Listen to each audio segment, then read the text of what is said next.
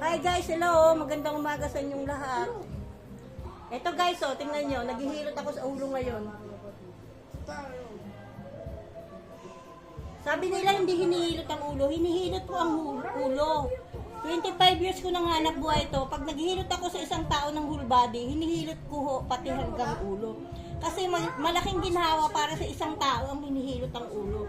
Kasi minsan masakit ang ulo mo, mind drain ka. Pag hinilot mo yun, tanggal ho ka agad yun. Ayan guys, oh. Dati ho, meron siyang parang kahoy na pagkatigas-tigas dito sa batok. Natanggal ko ho yun. Simula nun, gumaang na yung pakiramdam niya. Bara-bara ho yun, mga kahilot. Kailangan hilutin. Minsan nagiging cause din niya ng aneurysm.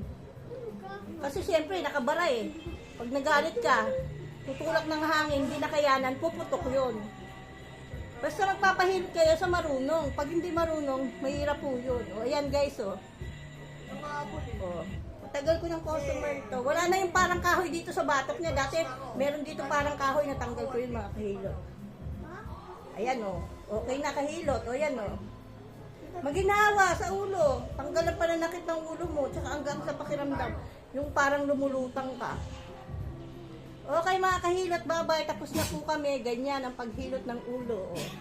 Pero huwag kayong mag-aakma, ah. Baka mamaya hindi nyo alam. O sige po, bye-bye mga kahilot. Ayan, tapos na ako sa ulo, tapos na ako sa likod. Di naman ho tayo sa parting harapan.